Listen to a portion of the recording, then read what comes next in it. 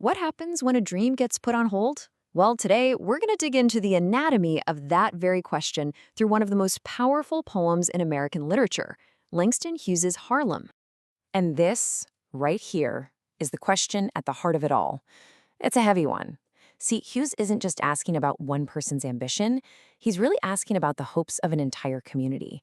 So what really happens when a dream is denied? This slide gives us the perfect visual for the whole poem. On one side, you've got the dream in its purest state. It's full of potential, like a juicy grape. And on the other side, you see what it can become when it's put off. Hughes is basically going to walk us through all the different ways that transformation can happen.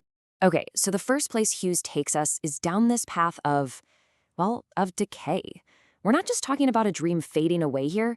This is about it becoming something corrupt, something spoiled, literally from the inside out.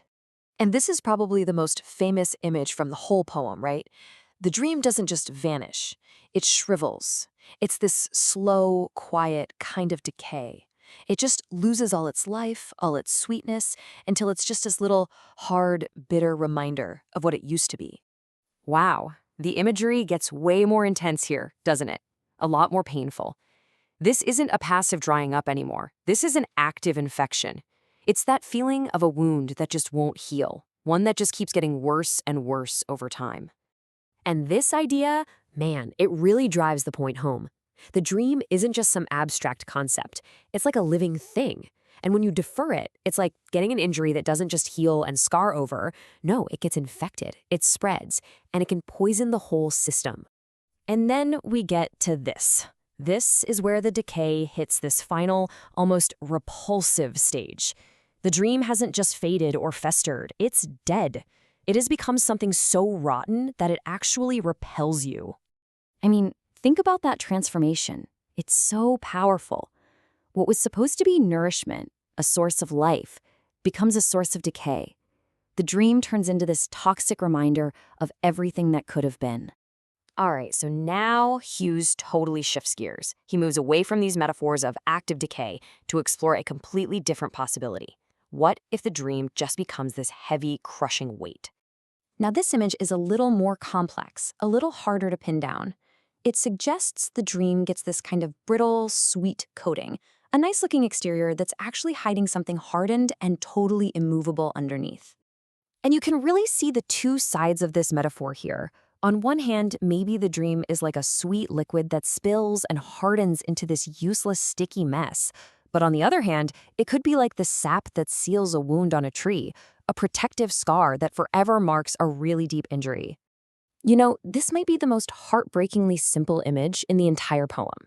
There's no rot, no stickiness, just the pure, exhausting weight of carrying something around that you can never, ever put down. So you see, the dream starts out as this thing you carry with you, right? It's what moves you forward. But when it's deferred, its weight just grows and grows until it's not something you carry anymore. It's something that's carrying you down, making you sag, making you collapse under all that pressure. So after all these images of rot and decay and just crushing weight, Hughes hits us with this dramatic final twist. He gives us an option that is completely different in its energy, in its outcome, in every way. And you gotta notice the shift here. Even in the text itself, it's in italics, and that's for a reason. This isn't a slow rot or a heavy sag. This is sudden. It's violent. It's the final, maybe inevitable, release of all that pent-up pressure. This last option completely reframes the whole idea. See, here, the dream isn't something biological that can rot away. No, it's a form of pure energy. Energy that's being contained, compressed, and it's just building and building in intensity. So what happens when you can't contain that pressure anymore? It bursts. But, and this is the absolute genius of it, Hughes leaves us with a huge question. Is this explosion destructive, an act of violence and rage? Or could it be creative? A revolution, a breakthrough, a sudden, powerful act of creation? The poem never tells us. And that's where he leaves us. Hughes doesn't give us one simple answer. He gives us a whole spectrum of possibilities. Is a dream deferred a slow, private tragedy, a crushing weight on the soul? Or is it the fuse for something that will inevitably and powerfully explode? It's a question that still hangs in the air today.